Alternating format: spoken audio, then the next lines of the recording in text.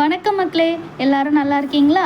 இன்றைக்கி காயு வீட்டு கிச்சனில் ரொம்பவே சிம்பிளான ஒரு ரெசிபியோடு தான் வந்திருக்கேன். வாங்க வீடியோக்குள்ளே போய் தெரிஞ்சுக்கலாம். அதுக்கு வீடியோவை ஸ்கிப் பண்ணாமல் பாருங்கள்.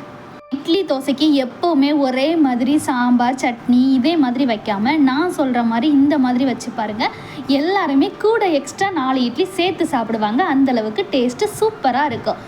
அதுக்கு முதல்ல நம்ம குக்கரில் துவரம் பருப்பு 1 கப் அளவுக்கு எடுத்துக்கோங்க. உங்களுக்கு தேவையான அளவுக்கு எடுத்துக்கோங்க. நீங்கள் எந்த அளவுக்கு செய்ய போகிறீங்களோ அந்த அளவுக்கு. நான் நல்லா 4 தடவை வாஷ் பண்ணிவிட்டு அதில் நான் தண்ணி சேர்த்துக்கிறேன். கொஞ்சமாக கட்டி பெருங்காயம் சேர்த்துக்கோங்க. உங்ககிட்ட கட்டி பெருங்காயம் இல்லைன்னா தூள் கூட சேர்த்துக்கலாம். நான் அதே மாதிரி ஒரு 1/4 ஸ்பூன் அளவுக்கு மஞ்சள் தூள் சேர்த்துக்கிறேன். மஞ்சள் தூள் சேர்த்துட்டு குக்கரை மூடிட்டு ஒரு 3 விசில் விட்டு எடுத்துக்கலாம். ஒரு மசாலா அரைக்கணும். அதுக்கு ஒரு தக்காளி, நல்லா பழுத்த தக்காளி, ஒரு காஞ்ச மிளகாய், 3 வெள்ளைப்பூடு, கொஞ்சமாக சீரகம், கொஞ்சமாக முழு மல்லி, இது எல்லாத்தையும் சேர்த்து நல்லா ஃபைன் பேஸ்ட்டாக அரைச்சி எடுத்துக்கோங்க. இதுதான் சீக்ரெட் இன்க்ரீடியன்ட். அதாவது நம்ம குழம்புக்கு நம்ம செய்ய போகிற ரெசிபிக்கு நல்ல மணமாக இருக்கும். அதுக்கப்புறம் நான் பெரிய வெங்காயம் பல்லாரின்னு சொல்லுவாங்கள்ல, அதை இந்த மாதிரி சைஸில் நான் வெட்டி எடுத்திருக்கேன். அதுக்கப்புறம் தேவையான அளவுக்கு புளி ஊற வச்சுக்கலாம். கொஞ்சமாக நான் எண்ணெய் சேர்த்துக்கிறேன். ரீஃபைண்ட் ஆயில் தான் யூஸ் பண்ணுறேன். இந்த எண்ணெய் காஞ்சதும் கொஞ்சமாக கடுகு சேர்த்துக்கணும். கொஞ்சமாக கடுகு சேர்த்துக்கிறேன். கடுகு நல்லா பொரிஞ்சதும் கொஞ்சமாக கருவேப்பிலை சேர்த்துக்கிறேன். அப்புறம் காஞ்ச மிளகாய் இருக்குல்ல, அதை குட்டி குட்டியாக நீங்கள் கட் பண்ணி போட்டுக்கலாம். அப்படி இல்லைன்னா பிச்சு கூட போட்டுக்கலாம். நான் கட் பண்ணி போட்டிருக்கேன்.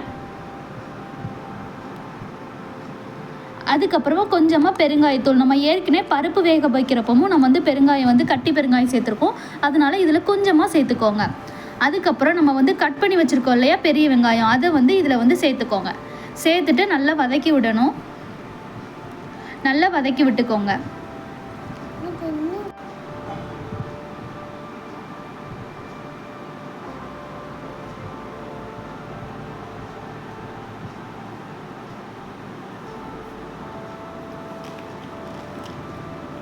நம்ம சேர்த்த வெங்காயம் ஒரு கண்ணாடி பதம் அளவுக்கு வந்தால் போதும். நம்ம ஏற்கனவே மிக்சியில் அரைச்சி வச்சுருக்கோம் இல்லையா தக்காளி எல்லாம் சேர்த்து, அந்த பேஸ்ட்டை இது கூட சேர்த்துக்கோங்க.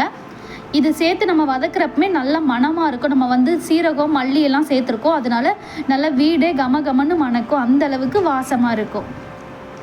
நல்லா சேர்த்து மிக்ஸ் பண்ணிக்கோங்க. நல்லா கொஞ்சம் வதங்கி வரட்டும். அந்த பச்சை வாசம் போனதுக்கப்புறம் நம்ம மசாலா சேர்க்க போகிறோம். கொஞ்சமாக மஞ்சள் தூள் சேர்த்துக்கலாம். அதுக்கப்புறம் கொஞ்சமாக நான் வத்தல் பொடி, அதாவது தனி மிளகாய் தூள் சேர்த்துக்கிறேன். அப்புறம் மல்லித்தூள் நான் ஒரு ஸ்பூன் அளவுக்கு நான் சேர்த்துக்கிறேன். எல்லாத்தையும் சேர்த்துட்டு நல்லா மிக்ஸ் பண்ணி விட போகிறோம். நல்லா எல்லாத்தையும் மிக்ஸ் பண்ணி விடலாம். எப்போவுமே ஒரே மாதிரி செய்கிறதுக்கு கொஞ்சம் நம்ம எஃபெக்ட் போட்டு கொஞ்சம் டிஃப்ரெண்ட்டாக செஞ்சு கொடுத்தா எல்லாருமே நல்லா சாப்பிடுவாங்க. அப்புறமா தேவையான அளவுக்கு உப்பு சேர்த்துக்கோங்க. நான் கல் உப்பு தான் சேர்த்துக்கிறேன். சேர்த்துட்டு நல்லா வதக்கி விட்டுக்கலாம்.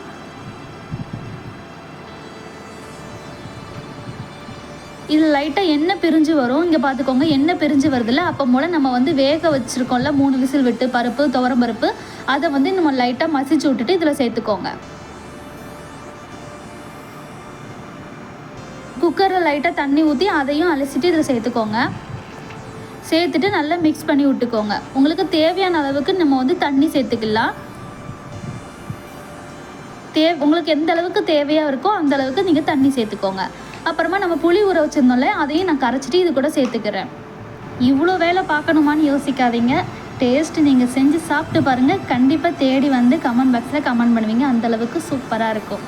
அவ்வளோதான். இன்னும் கொஞ்சம் நேரத்தில் நம்மளுக்கு கமன்னு ஒரு சைடிஷ் இட்லி தோசைக்கு சூப்பரான சைடிஷ் ரெடி ஆயிரும்.